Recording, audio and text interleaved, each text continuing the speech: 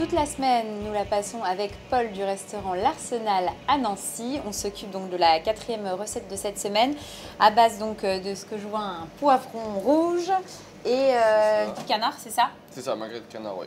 Puis donc maturé au sel avec des épices Oui. pendant à peu près 6 heures et fini enfin pré-cuit en basse température. Mais nous, après, on va le retravailler. On va le recolorer pour qu'il ait une belle couleur, qu'il soit plus beau visuellement. On commence par quoi, Paul? Dis-moi. On va commencer par le coulis de poivron. Oui, eh ben on y va. C'est ce qui prend en gros le plus de temps. Donc ça. là, tu es parti sur un poivron rouge, c'est uniquement pour la couleur, quoi. Oui, ça, oui, c'est surtout pour la couleur et parce que du coup, on va l'assaisonner avec un petit peu de paprika hongrois. Ah, d'accord. C'est des anciens apprentis qui étaient là l'année dernière, que moi, j'ai pas connus. Et en fait, qui ont ramené donc de Hongrie, mais qui étaient faits par la grand-mère. Ah, d'accord. Donc, en comparaison de ce qu'on achète dans le commerce chez nous, ouais, ça n'a rien à voir. Ça n'a rien à voir. Oui, donc Jacques qui a eu un coup de cœur ouais, et s'est dit allez, on fonce et on utilise donc du paprika hongrois. Voilà. Bon, c'est pas très écolo, c'est pas très local. Ouais, mais ça va. Tout le reste, quasiment, vous êtes dans cette démarche-là et philosophie-là. Donc, voilà. Ouais, du coup, on taille les poivrons un peu grossièrement. Il n'y a pas besoin de s'embêter à faire une coupe particulière. On va les faire revenir avec un peu d'huile d'olive. Et on va mouiller. Oui, de toute façon, l'idée, c'est de les cuire et puis après. Et d'en faire un coulis. D'accord. De mixer le tout. Quoi. Voilà. Donc, on y va? On y va. C'est parti.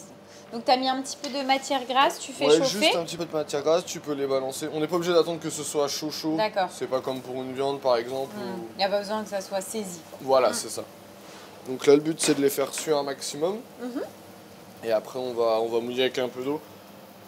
Bon, ce qu'on fait en temps normal c'est qu'on peut mouiller aussi avec un bouillon de légumes ou autre chose. On a souvent un bouillon, quand on bosse normalement. On a toujours un bouillon de légumes qui est là, qui traîne. Donc tu veux quand même qu'il y ait une petite coloration ou non, même pas? Non, même pas, il n'y a pas besoin. C'est vraiment pour faire suer. Ils vont un peu transpirer, très rapidement. Rejeter un peu d'eau. Après, il y a juste à mixer, assaisonner avec le paprika hongrois. Le fameux paprika hongrois. C'est ça. Donc là, on a bien fait revenir. Ça a bien coloré, un peu transpiré. Sans coloration, juste un peu transpiré. Et là, tu rajoutes donc... juste un peu d'eau. Bon, là, c'est de l'eau, mais on peut mettre du bouillon. On peut mettre du bouillon, on pourrait même presque déglacer avec un peu de vin blanc avant. Ah ouais, super. Et là, on va laisser tranquillement cuire, tout simplement. Et donc ça, c'est ton fameux paprika hongrois. C'est ça, donc qui est vraiment... Ah ouais. Ça n'a rien à voir. Non. Ah, tu mets tout de suite l'assaisonnement. Enfin, tu vas tout de suite en mettre. D'accord. Et tu en rajouteras, j'imagine, à la fin. Voilà, en fonction du goût qu'on cherche à obtenir. Et donc là, tu nous as préparé quoi? Ça, c'est des fenouils rôtis. Je les ai blanchis un petit coup. Oui, à l'anglaise. quand même. Juste pour faire vraiment une pré-cuisson. Ensuite, couper en 4. Après, il faut débarrasser un peu le cœur parce que c'est ce qui est le plus long à cuire et gustativement, c'est pas forcément intéressant. Et après, juste au four avec un peu d'huile pour qu'ils aient une belle coloration puis pour finir la cuisson. Donc là, ils sont froids. Tu fais comment? On les remet à température? On va les remettre au four à température. Ok. Donc je les mets au four. Ouais. Et puis après, on s'occupe de quoi? Il nous reste juste le magret. On va colorer le magret. Sachant qu'il a déjà été, on va dire, pré-cuit. C'est ça, il est déjà pré-cuit. Donc c'est vraiment en fait pour donner une belle coloration, pour que ça donne un peu plus. Voilà, parce que bon, là, ça fait plus du gras sur un morceau de viande. C'est vrai. Bon, ça marche, on va le passer en cuisson.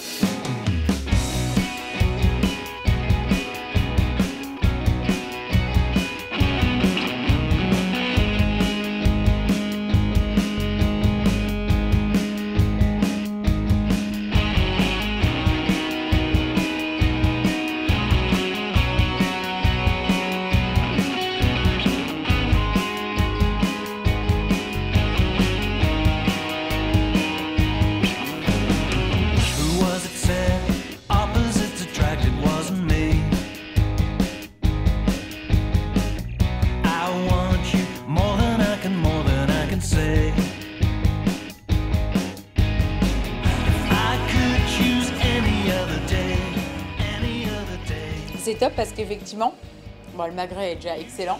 Et avec les petites herbes là qui sont là, derrière, franchement ça envoie. Et en même temps, c'est pareil, tu as le fenouil qui est là pour apporter cette petite touche. Adoucir un peu, ouais. Donc, le côté anisé. C'est ça, le côté anisé adoucit l'ensemble et ça fonctionne très bien. Ça calme en fait les épices. C'est ça, ouais, parce que c'est vrai qu'il est un peu.